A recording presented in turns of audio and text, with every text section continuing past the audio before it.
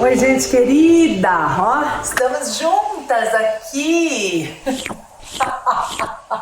Se é que eu vou conseguir gravar pra vocês o nosso Chá Comigo. Eu sou Isa Minatel e você tá aqui ainda. E isso é muito bom sinal. Eu e minha gigante amiga querida, companheira, minha grandona, meu amor, a Ava Maria. Estamos aqui nesse vídeo, gente, que já é o 77, parte 3 do livro O Que Sobra do Príncipe Harry, capítulo... Capítulo 87. Vamos juntos, gente. Reta final.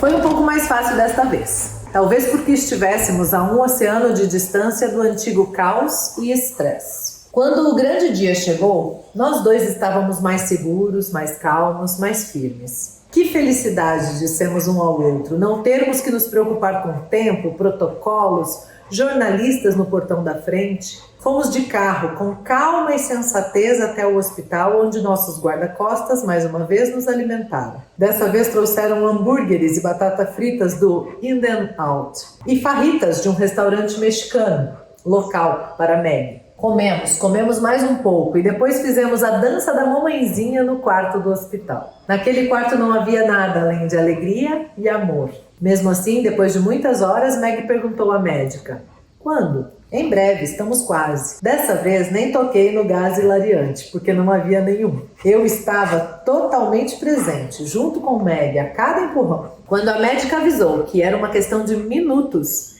eu disse a Meg que queria que o meu rosto fosse o primeiro que nossa garotinha visse. Sabíamos que teríamos uma filha. Meg assentiu e apertou minha mão. Eu me posicionei ao lado da médica. Nós dois nos agachamos, como se fôssemos rezar. A médica gritou: "A cabeça está coroando." Coroando, pensei. Incrível. A pele estava azulada. Minha preocupação era a bebê não estar recebendo ar suficiente. Ela está sufocando? Olhei para Meg. "Mais um empurrão, meu amor, estamos quase lá." "Aqui, aqui, aqui", a médica disse, guiando minhas mãos. "Bem aqui." Um grito, depois um momento de puro silêncio líquido. Não era que, como às vezes acontece, de súbito o passado e o futuro tivessem se tornado um só. O passado não importava e o futuro não existia. Havia apenas esse presente intenso. E em seguida a médica se virou para mim e gritou: "Agora!" Deslizei minhas mãos sobre as costas e o pescoço pequeninos. Delicadamente, mas com firmeza, como eu tinha visto nos filmes, puxei nossa preciosa filha daquele mundo para este. E por um momento a embalei, tentando sorrir para ela, vê-la. Mas para dizer a verdade, não consegui ver nada. Eu queria dizer: "Lá é melhor? É tranquilo? Você está com medo?" Não tenha medo, não tenha medo. Tudo vai ficar bem. Eu vou proteger você." Eu a entreguei a Meg. Pele com pele, a enfermeira disse. Mais tarde, depois que a levamos para casa, depois que nos adaptamos a todos os novos ritmos de uma família de 4 pessoas, Meg e eu estávamos pele com pele. E ela disse: "Nunca estive mais apaixonada por você do que naquele momento." Sério? Sério. Meg anotou alguns pensamentos numa espécie de diário que ela compartilhou comigo. Eu os li como um poema de amor. Eu os li como um testamento, uma renovação de votos. Eu os li como uma citação, uma recordação, uma proclamação. Eu os li como um decreto. Ela disse: "Isso foi tudo." Ela disse: "Isso é um homem, meu amor." Ela disse: "Isso não é um reserva." Uou! Uou! Essa coisa, né, gente, que as pessoas fazem, meu Deus, de posições. Que loucura é isso? Que loucura. Epílogo. Sabe o que é epílogo? É o capítulo final! Meu Deus, não acredito! Ajudei Meg a entrar no barco, que balançou mais rapidamente. Fui para o meio e o endireitei a tempo. O barco balançou e o meu Kindle também. Assim que ela se acomodou no assento na popa, peguei os remos. Não funcionaram. Estamos atolados. A lama espessa do baixio nos prendeu. Pausa. Baixio. Você sabe por que eu sei o que é essa palavra? Porque quando eu estava nos primeiros dias, assim, com 1 mês e meio, talvez, de namoro com o Adriano, ele tinha parte de um barco. Ele era sócio em um barco, né? Em 3 sócios. E ele me convidou para dar um passeio de barco. Cara, eu garotinha de interior. A cidade que eu nasci, que é Maringá, é mais de 500 quilômetros da praia. Eu não estava acostumada a andar de barco. E ele lá, vamos dar uma volta, mas a aventureira que sou, claro que eu concordei. Só eu e ele, mar adentro, né? Eu ia falar mar afora, mas enfim, como queira, mar. E aí eu perguntei, pra que são essas bandeirinhas que tem aqui? E veja só que loucura, hoje em dia eu tenho a RAIS. Eu tirei a RAIS, eu sei pilotar barco. Mas na época, né? Aí ele falou, isso aqui é pra indicar o caminho pra você não pegar baixio. Eu falei, o que é baixio? Ele falou, é quando a água fica muito baixa perto da areia e o barco atola. Aí nesse momento fez assim, e pegamos o baixio.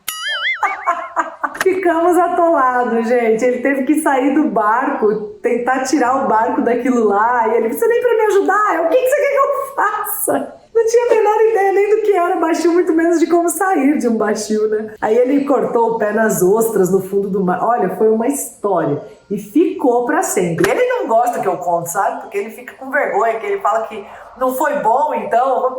Que viagem, coisa de colérico, né? Que não quer errar, que quer aparecer sempre maravilhoso na foto, né? Sempre tudo perfeito, sob controle, né?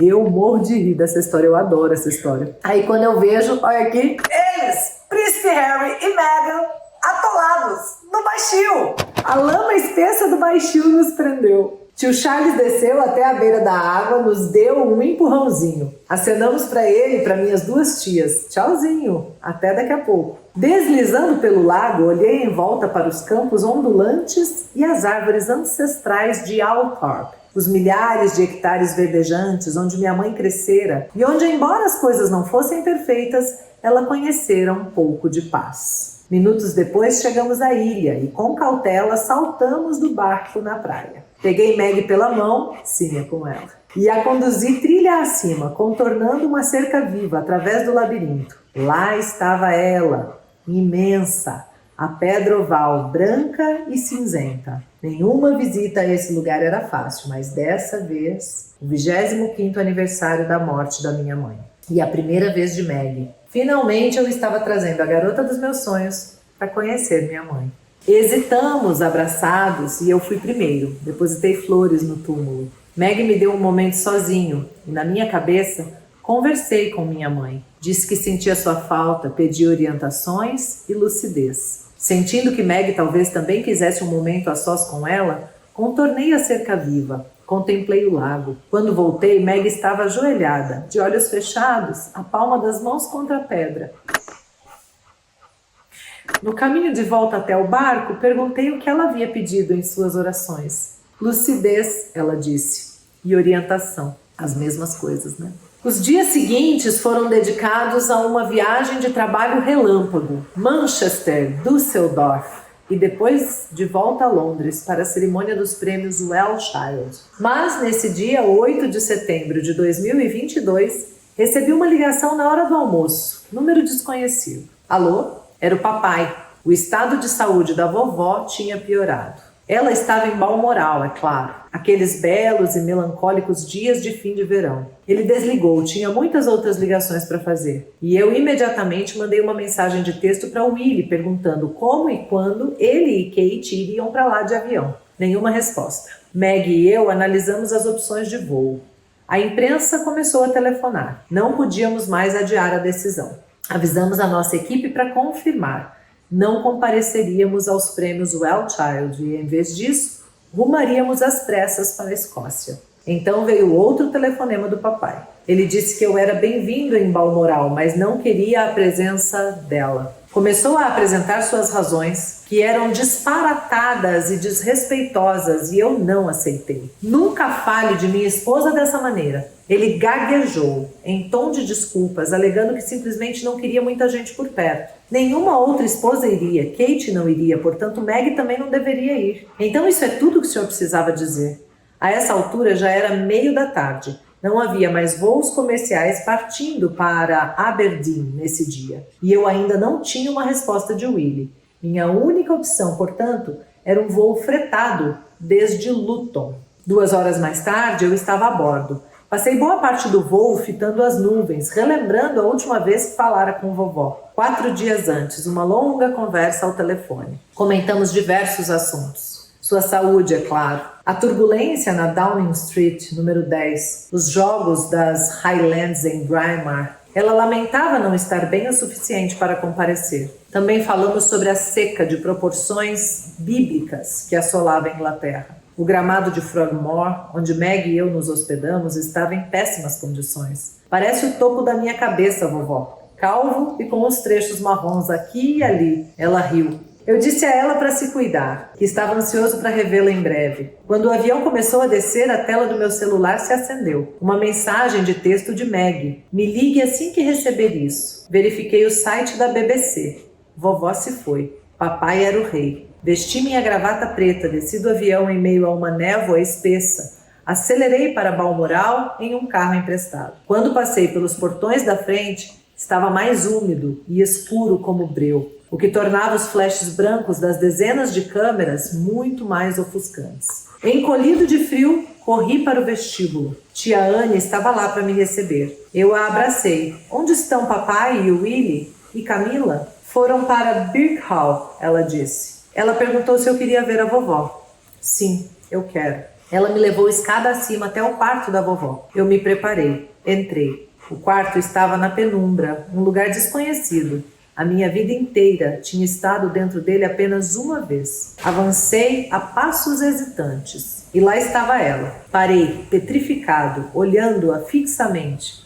Olhei e olhei. Foi difícil, mas segui em frente, pensando em como me arrependia de não ter visto minha mãe no final. Anos lamentando essa falta de provas, adiando a dor do meu luto por falta de provas. Agora pensei, aí está a prova. Cuidado com o que você deseja. Sussurrei para ela que esperava que estivesse feliz, que esperava que estivesse com o vovô. Eu lhe disse que estava admirado por ela ter cumprido seus deveres até o fim.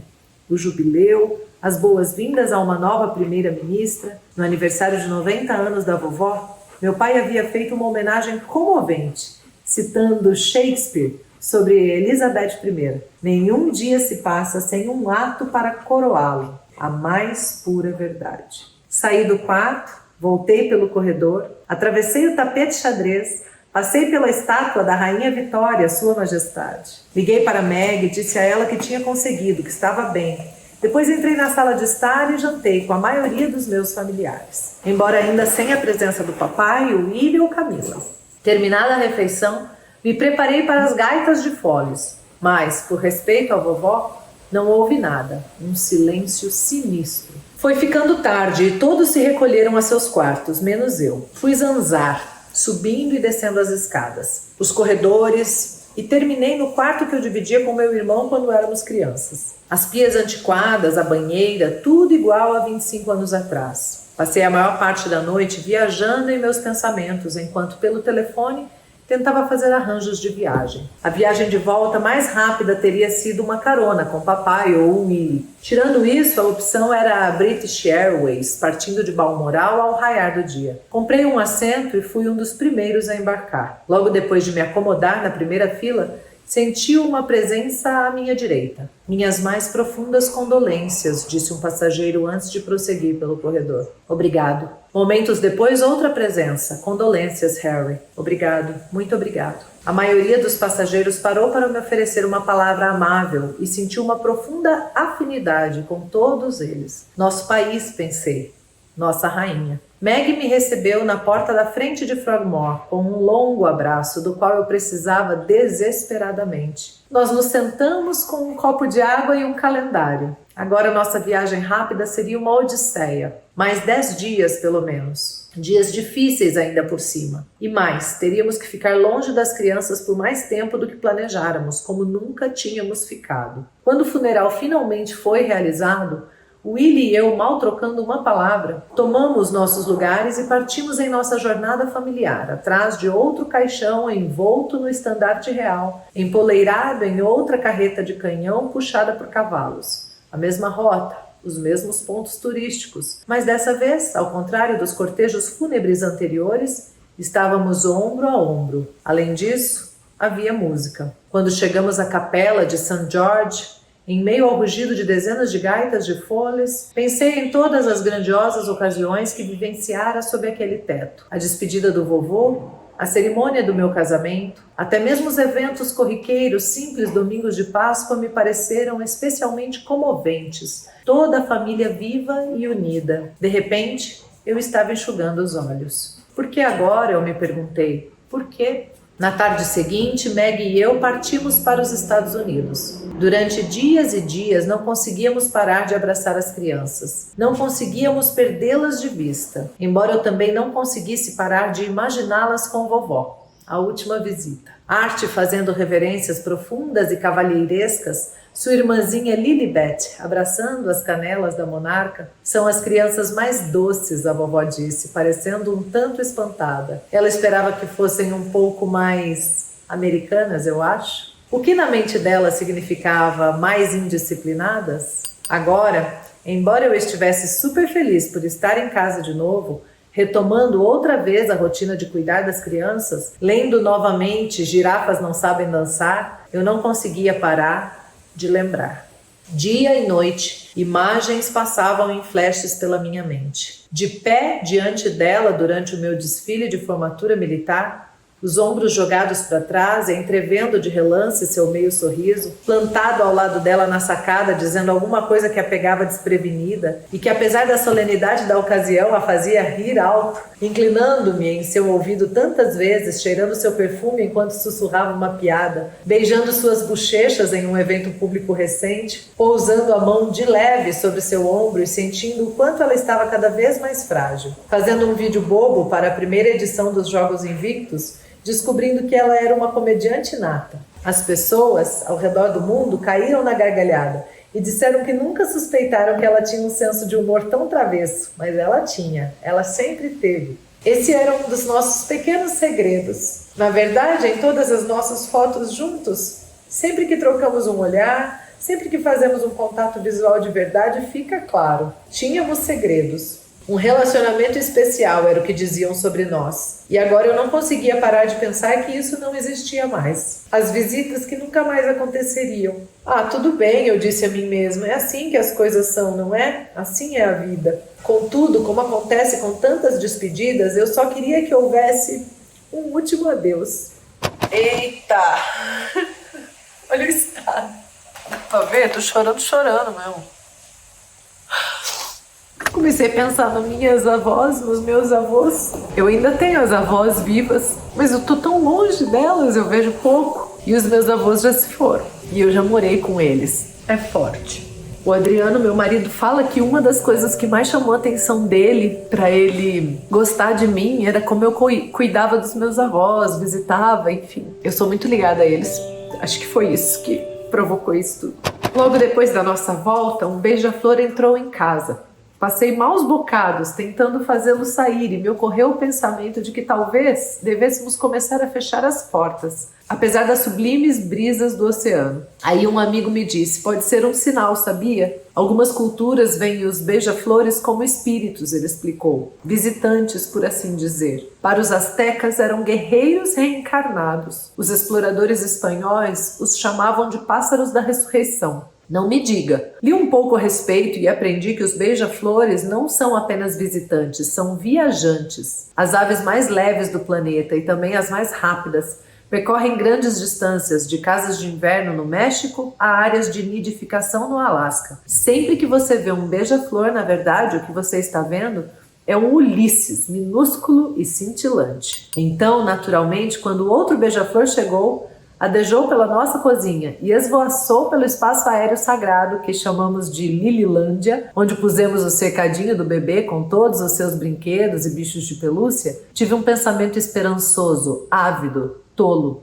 Nossa casa é um desvio da viagem ou um destino? Por meio segundo me senti tentado a deixar o beija-flor em paz, deixá-lo ficar. Mas não. Delicadamente usei a rede de pesca de arte para pegá-lo do teto e levá-lo para fora. Suas perninhas pareciam cílios. Suas asas eram como pétalas de flor. Com a palma das mãos em concha e com toda a delicadeza, depositei o beija-flor sobre um muro, ao sol. Adeus, meu amigo. Mas ele continuou lá, imóvel. Não, pensei. Não, isso não.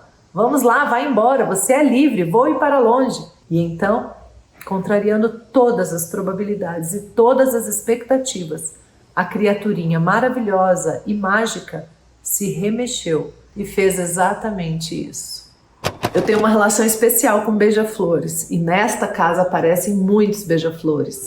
E geralmente é a minha conexão com o divino, com o sagrado. Um dia eu estava aqui e apareceu um beija-flor logo cedo. E aí eu falei, então hoje é dia de conversar sobre beija-flores, né? O nosso sinal hoje é beija-flor. Daqui a pouco apareceu outro. E à tarde, quando eu vim aqui para fora de novo, veio um beija-flor bem pequenininho e sentou num galhozinho da árvore, assim, bem pequenininho e ficou lá, como quem diz, Hoje eu falo com você por meio da presença dos beija-flores. É lindo, é lindo.